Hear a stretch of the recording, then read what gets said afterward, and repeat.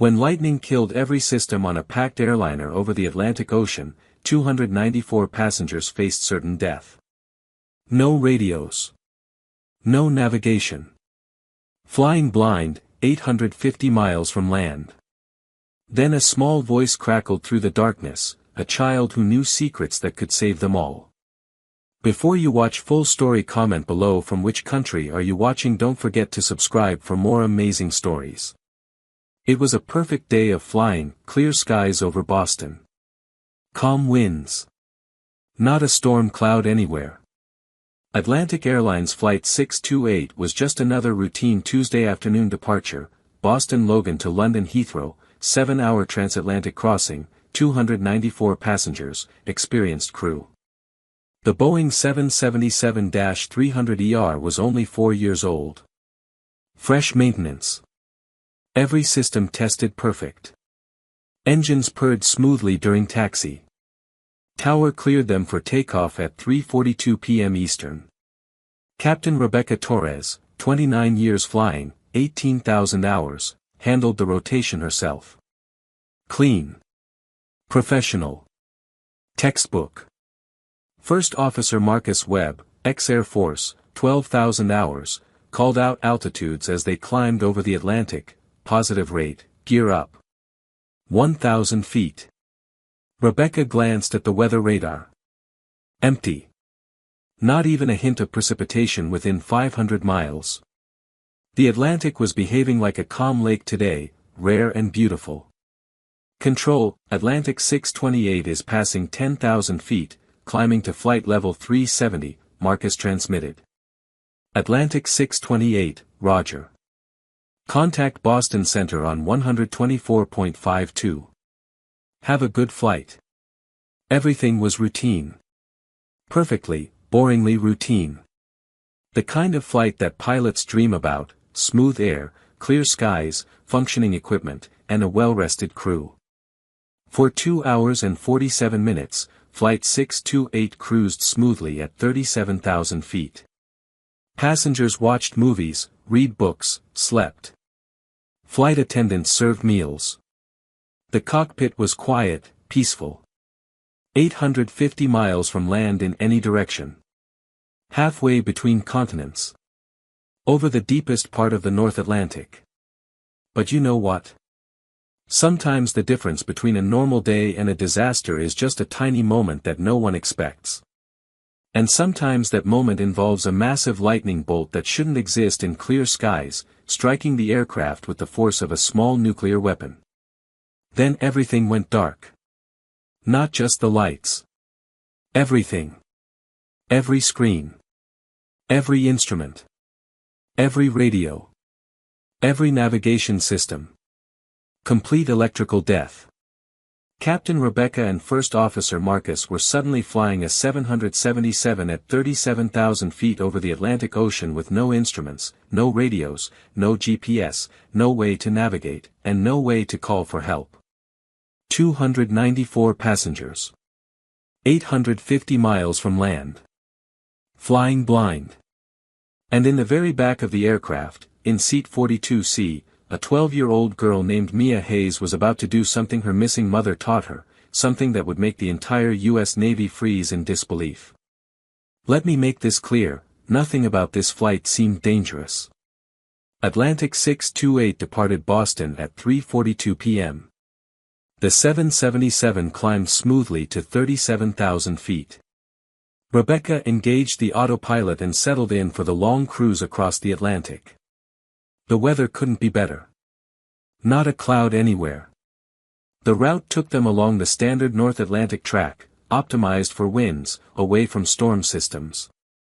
In the cabin, passengers were doing what passengers do on long flights. Some slept. Some watched entertainment screens. Some read books. In seat 42C, very back of the plane, window seat, economy class, sat Mia Hayes. She was small for 12 years old. Dark hair in a ponytail. Wearing jeans and a navy blue hoodie with a faded P-8 Poseidon patch on the sleeve, her mother's squadron insignia. That morning, before leaving for the airport, her father had knelt down and hugged her tight. Commander James Hayes, Navy submarine officer, was being deployed to the Pacific for 6 months. Mia was flying to London to stay with her aunt. "You have everything?" he'd asked, checking her backpack for the 3rd time. "Yes, Dad. My books, my notebooks, Mom's manuals." He'd stopped at the word Mom's. His eyes had gotten that look they always got when someone mentioned Jordan. Sad. Proud. Lost. "Mia, sweetie, you know you don't have to keep studying those radio manuals. Your mom would want you to just be a kid. Read normal books. Watch movies. Have fun. But what if I forget what she taught me?" Mia had asked, her voice small. Her father had pulled her close. "You won't forget. You couldn't forget if you tried. She's part of who you are." Now, 37,000 feet over the Atlantic, Mia touched the P-8 patch on her sleeve and whispered, "I didn't forget, Mom. I didn't forget anything." She had a backpack at her feet containing 3 technical manuals about maritime radio communications, a worn notebook filled with frequency tables and emergency protocols, and a small photo of her mother in Navy flight gear. The businessman in 42B was asleep. The woman in 42A was reading a magazine. Neither paid attention to Mia. Nobody on this flight knew who she was. To the gate agent, she was just another unaccompanied minor. Flying alone to London to stay with her aunt while her father, a Navy officer, was deployed overseas. To the flight attendants, she was the quiet kid who politely declined the kids' activity pack and instead pulled out a technical manual about HF radio propagation. Flight attendant Linda Chen had checked on her twice. "Sweetie, are you okay? Do you need anything?" Mia smiled politely. "I'm fine, thank you. Just reading." Linda glanced at the manual's title, Emergency Maritime Radio Procedures, Military Applications. "That's pretty advanced reading for someone your age. My mom was a Navy pilot. She taught me about radios. I like learning about what she did." Linda's expression softened. "Was? She's missing. Her plane disappeared 8 months ago over the Pacific.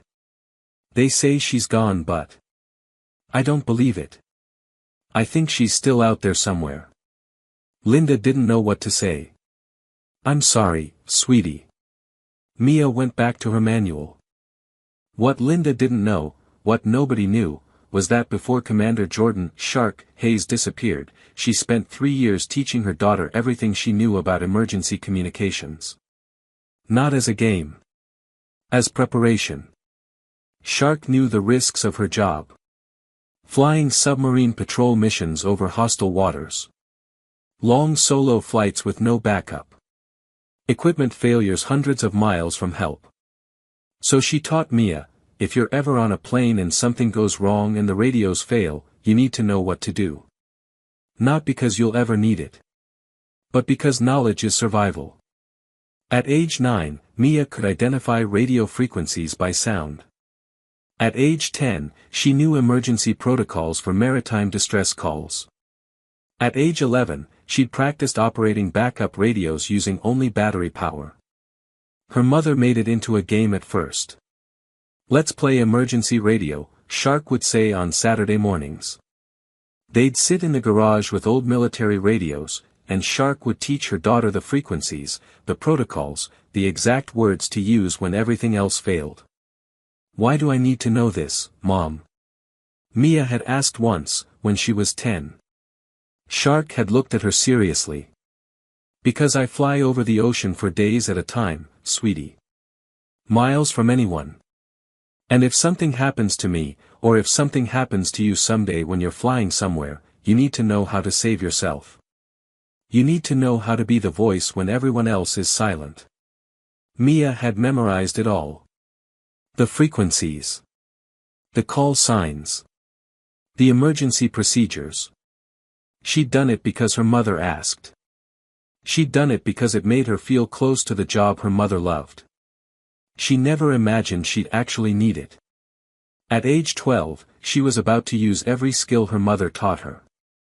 2 hours and 47 minutes into the flight. Flight 628 was cruising smoothly at 37,000 feet. Rebecca and Marcus were discussing dinner options in London.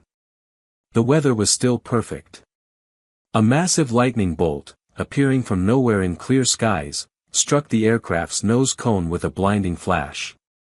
The flash was so bright that Rebecca saw it through her closed eyelids.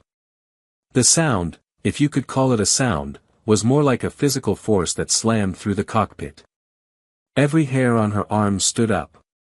The smell of ozone filled the air instantly. Every electrical system in the aircraft died instantly. The cockpit went completely dark. All screens black. All instruments dead. Emergency lights didn't come on. Backup systems didn't engage. It wasn't like a normal electrical failure where some systems fail and others take over. This was total. Complete. As if someone had reached into the aircraft and ripped out every wire, every circuit, every electron. Total electrical failure. In the cabin, passengers screamed. Some thought they'd been hit by a missile. Others thought the plane was breaking apart. The sudden darkness, the smell of electrical burning, the complete silence from the entertainment systems, it was primal terror. Rebecca grabbed the control yoke. What just happened? Marcus was staring at the dead instrument panel. Lightning strike. But there are no storms, how? Forget how. What's working? Marcus checked systematically, primary flight displays, dead. Navigation, dead. Radios, dead. Transponder, dead. Even the standby instruments are, he stopped. Captain, everything is dead. Rebecca felt ice in her stomach. We're 850 miles from land. We have no radios. No GPS. No way to navigate.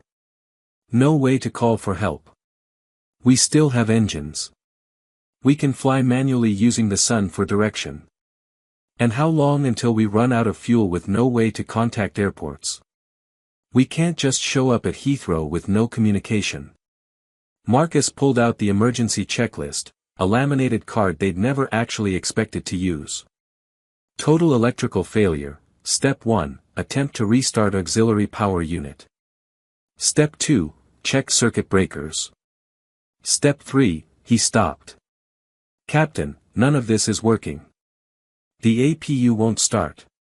The breakers are fine but nothing's getting power. It's like the entire electrical system has been erased. Rebecca tried the emergency radio frequency selector, dead. She tried the backup navigation system, dead. She even tried the simple cabin intercom, dead. This doesn't make sense, she said, her pilot training battling against rising panic. Lightning strikes don't do this. We have triple redundancy.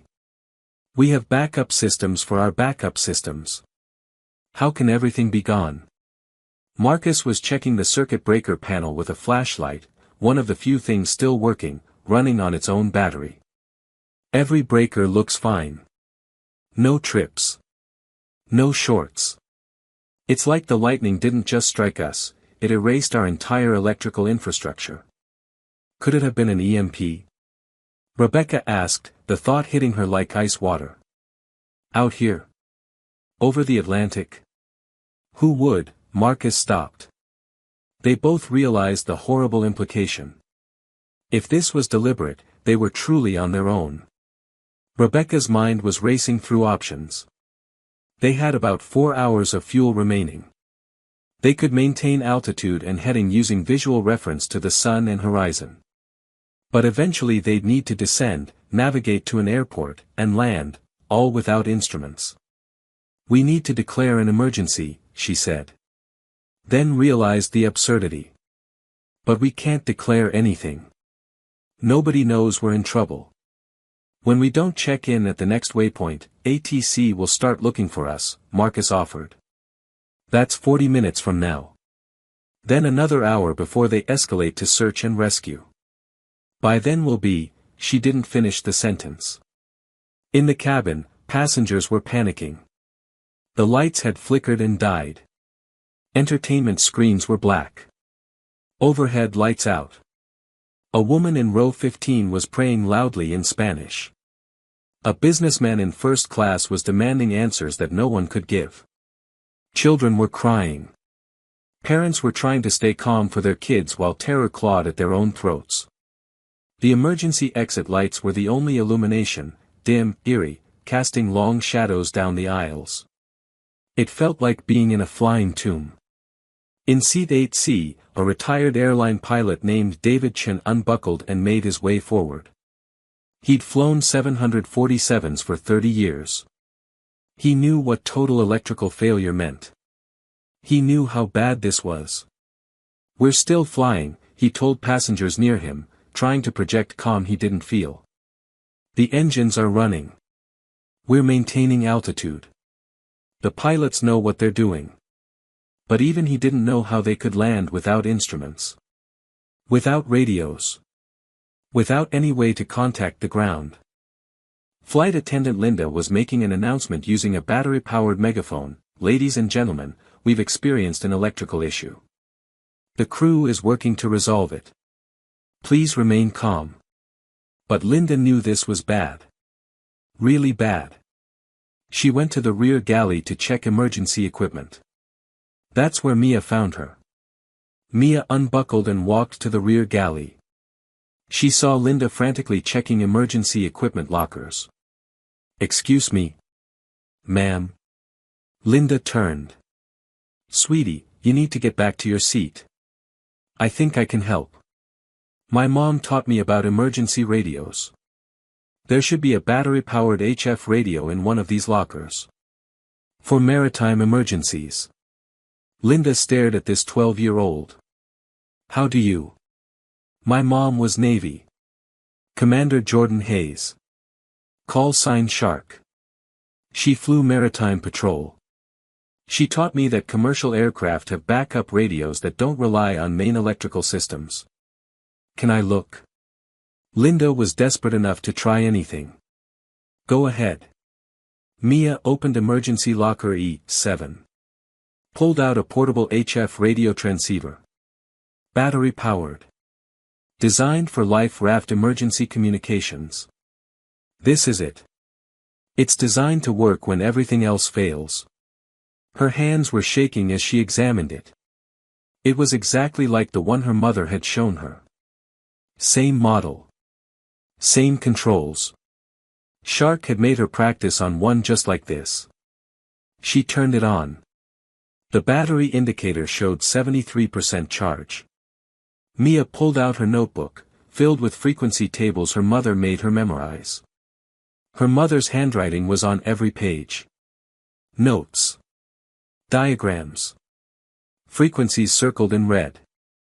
243.0 MHz, military guard, always monitored, was underlined 3 times.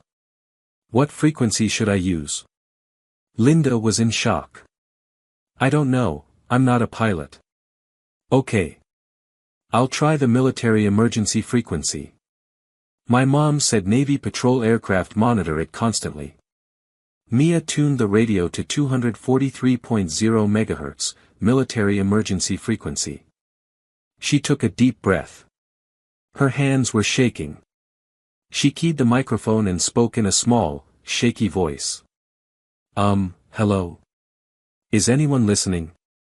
This is Mia Hayes. I'm 12 years old and I'm on Atlantic Airlines Flight 628. We had a lightning strike and all our radios are dead. The pilots can't talk to anyone. We have 294 people and we need help. She released the key. Static. Her heart was pounding so hard she could hear it in her ears. What if no one was listening? What if the radio wasn't working?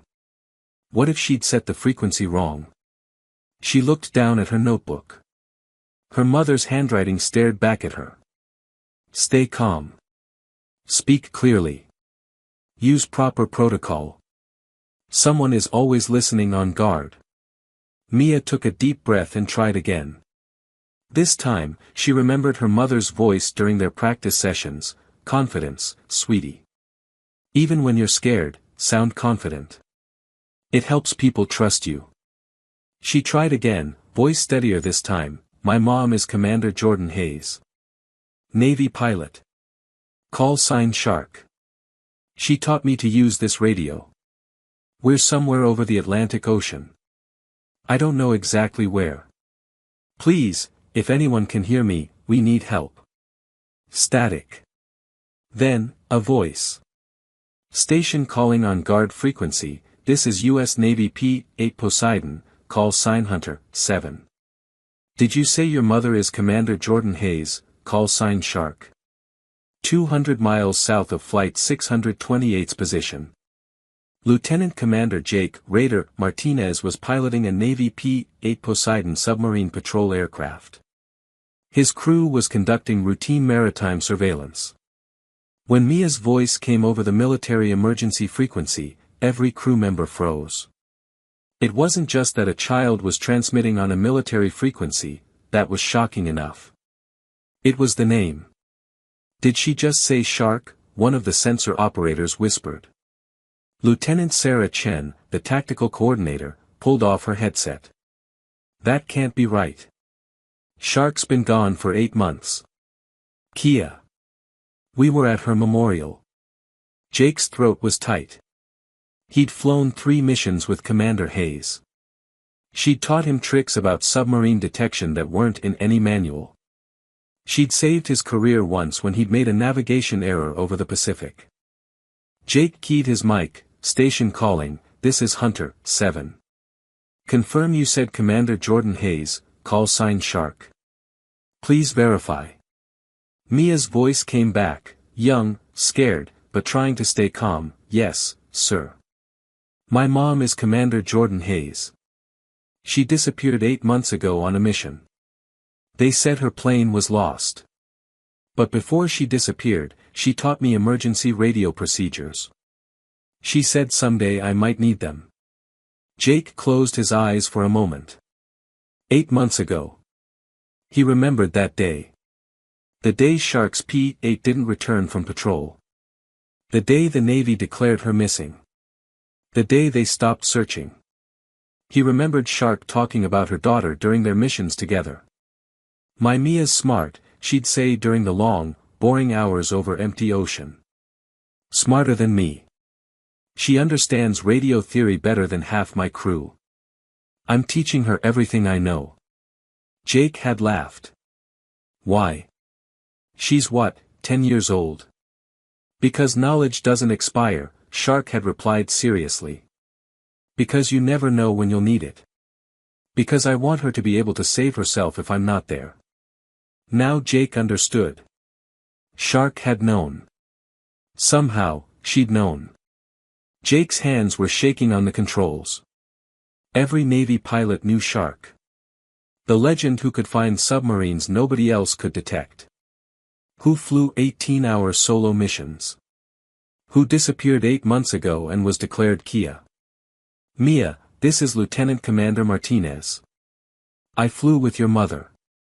She was the best pilot I ever knew. Tell me what's happening.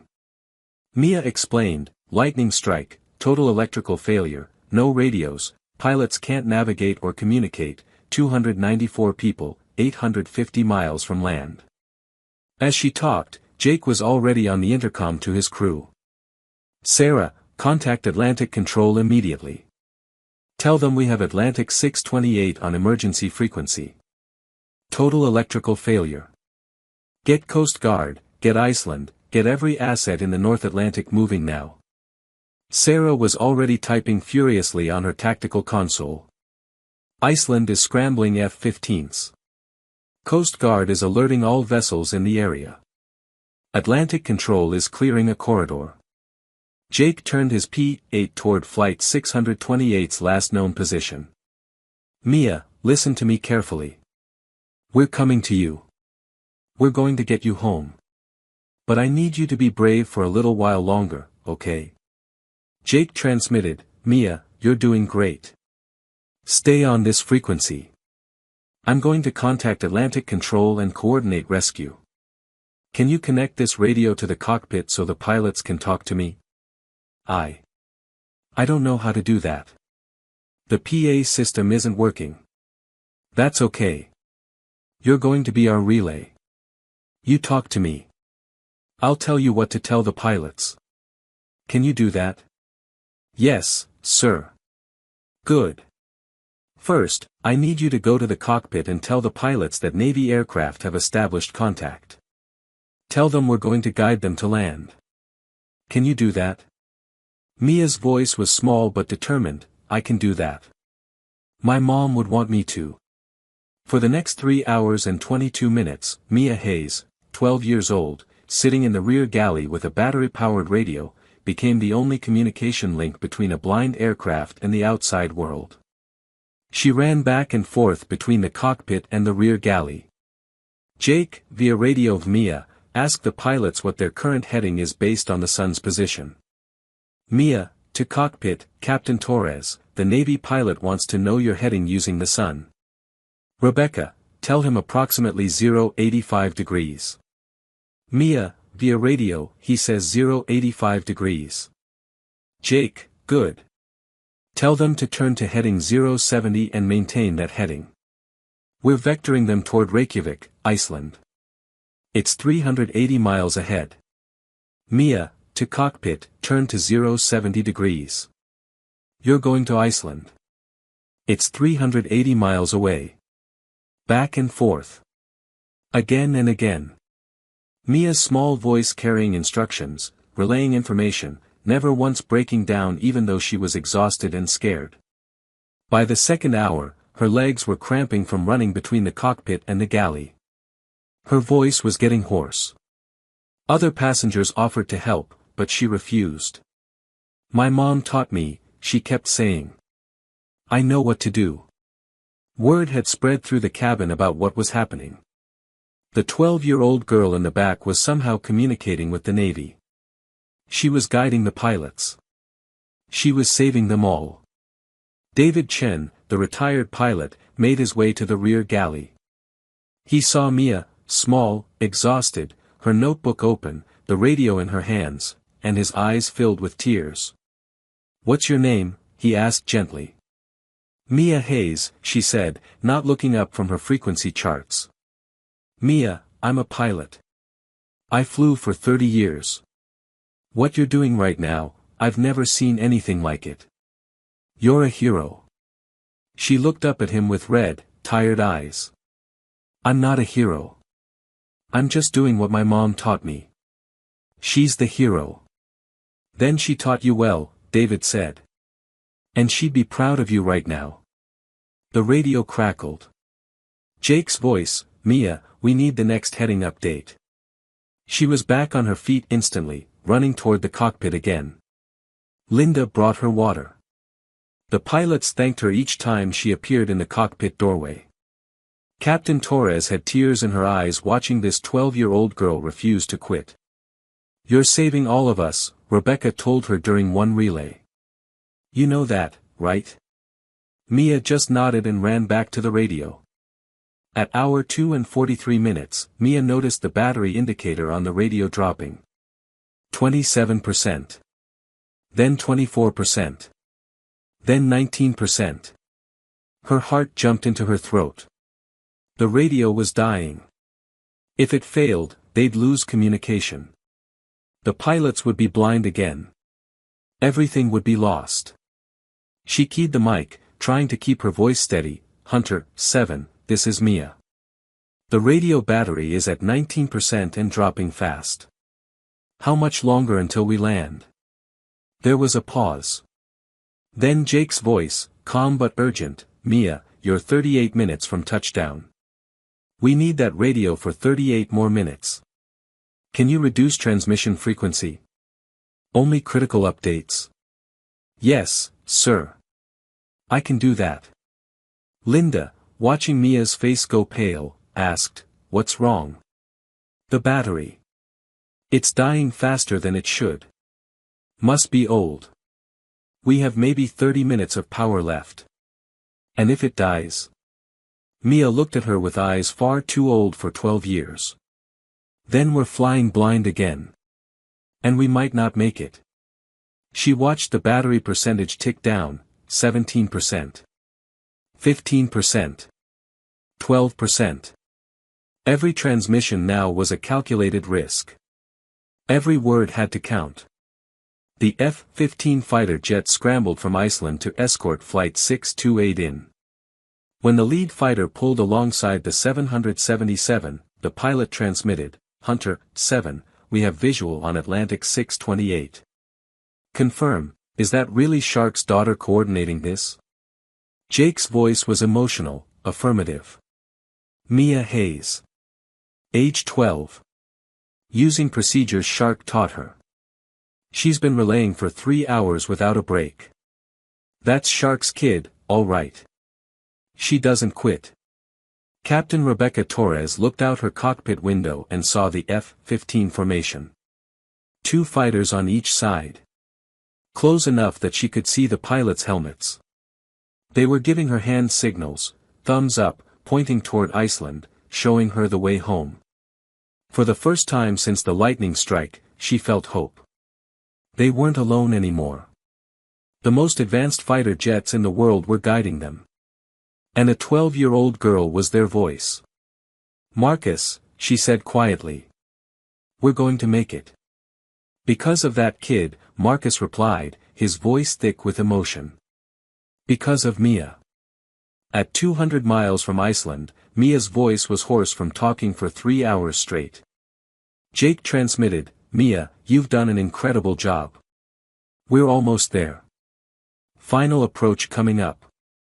I need you to stay strong for just a little longer." "I'm okay. My mom always said, never quit until everyone's safe. I won't quit." At 50 miles out, the F-15s took the lead, visually guiding the blind 777 toward Reykjavik. At 10 miles, Mia relayed the final instructions. The radio battery was at 4%. Blinking red. Warning beep every few seconds. Mia's hands were shaking as she keyed the mic one last time. "Captain, the fighters say you're lined up with the runway. They'll guide you all the way down. When they flash their lights, you're at 500 feet. Start your flare." She paused, then added in a whisper, "Hunter, 7, this is Mia. Battery at 3%. This might be my last transmission. Thank you for helping us. My mom she would be proud that you were here." Jake's voice came back, thick with emotion, "Your mom is proud, Mia. Wherever she is, she's watching you right now, and she's so damn proud. You did something today that most trained pilots couldn't do. You saved 294 lives. Shark's daughter, you're just like her. Never quit. Never give up. See you on the ground, hero." The battery indicator hit 2%. Then 1%.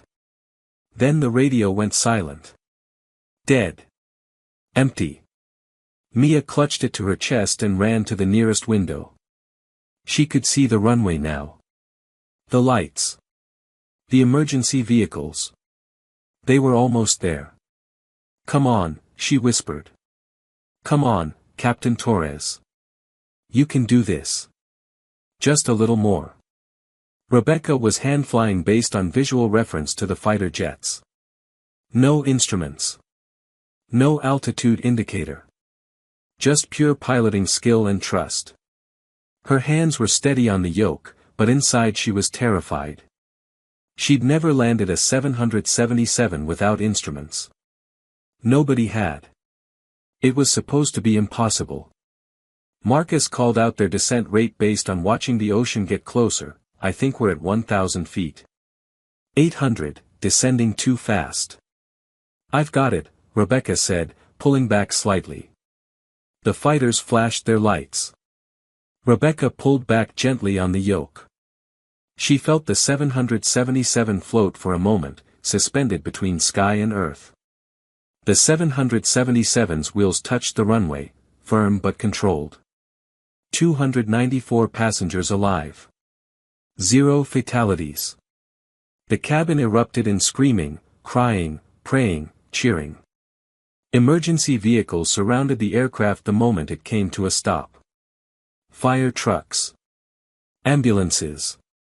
Police cars. The entire airport had been cleared for this one landing. Iceland's prime minister was watching from the tower. News helicopters circled overhead, broadcasting live to the world. Everyone wanted to see the miracle landing, the 777 that flew blind across the Atlantic and survived. Inside the cabin, passengers were hugging strangers. A man in row 22 was on his knees, thanking God in 3 languages.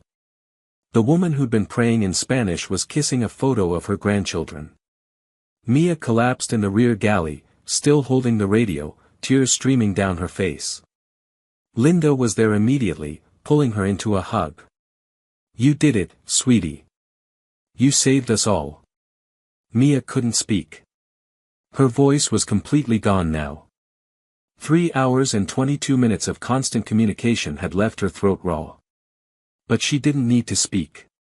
The passengers were flooding toward the back of the plane, trying to see the girl who'd saved them. Captain Torres came out of the cockpit, tears streaming down her face. She knelt beside Mia. "I've been flying for 29 years. I've never seen anything like what you just did. You saved 294 lives today. Do you understand that?" Mia nodded, clutching the radio to her chest like it was the most precious thing in the world. In a way, it was. It was the connection to her mother. The proof that everything Shark had taught her mattered. Over the next hour, as passengers deplaned in Iceland, many of them stopped to find Mia. They needed to see her. To thank her. To understand how a child had saved them. A mother with twin babies approached, tears streaming. "My girls are 6 months old. They'll get to grow up because of you. How do I even say thank you for that?" An elderly man, walking with a cane, knelt down to Mia's eye level. "I'm 87 years old, young lady. I thought I'd seen everything. But I've never seen courage like yours. Your mother, wherever she is, she raised a warrior." A teenage boy, maybe 16, stood awkwardly nearby. Finally he spoke. "I was texting my friends that we were all going to die. I was so scared. Then I heard you were doing something. I don't even know what you did, but, thank you. Just, thank you." Mia couldn't respond to most of them. Her voice was completely gone. But she hugged each one. Felt their tears. Felt their gratitude. Felt the weight of 294 lives she'd helped save. David Chen, the retired pilot, was the last to approach. He saluted her, a full military salute to a 12-year-old girl. "I've flown for 30 years, he said. I've landed in storms, in mechanical failures, in situations that terrified me. But what you did today, being the voice when no one else could speak, that's the bravest thing I've ever witnessed." Jake's voice came through. "Mia, you did it. You saved 294 people. Your mother would be so proud." Mia whispered into the radio, "I did it for her. I did it because she taught me. And I did it because maybe if I save people, she'll know I'm thinking about her. Wherever she is." NTSB and military investigators arrived in Iceland within hours. Analysis of the aircraft showed electromagnetic pulse damage. Not natural lightning. Directed energy weapon. The lightning strike was a military contractor's test of an EMP system designed to disable aircraft electronics. The contractor, Blackstone Defense Systems, was testing whether commercial aircraft were vulnerable to electromagnetic attacks. They chose Flight 628 because it was over the ocean, far from radar coverage, thinking nobody would know what caused the electrical failure. The weapon was mounted on a research vessel 200 miles south of the flight path. Classified as a defensive countermeasure system. In reality, it was an electromagnetic pulse generator powerful enough to fry every circuit in an aircraft from miles away. The test was unauthorized. The engineers thought they'd set the power level low enough to cause temporary disruption, not total failure. They were wrong. When Navy investigators boarded the vessel, they found the crew in shock. The lead engineer, Dr. Marcus Vance, was sitting in front of his monitors, watching news coverage of Flight 628's emergency landing. "We didn't mean to," he started. "The calculations showed minimal impact. Temporary interference at most. We never thought." "You nearly killed 294 people," the lead investigator said coldly. "You targeted a commercial airliner with an experimental weapon over open ocean. It wasn't supposed to be that powerful. The models showed. Your models were wrong. And 294 people almost paid for your mistake with their lives. The only reason they didn't was because a 12-year-old girl knew what to do when your weapon took everything away from them." Dr. Vance's hands were shaking as he was led away in handcuffs. "They didn't plan to kill anyone. They just wanted to prove the vulnerability existed. They didn't know about the 12-year-old girl in seat 42C. What they didn't know. Shark's daughter was on that flight.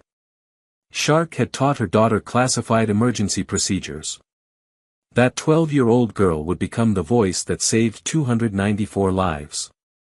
Within 48 hours. Blackstone defense executives arrested. Charged with 294 counts of reckless endangerment.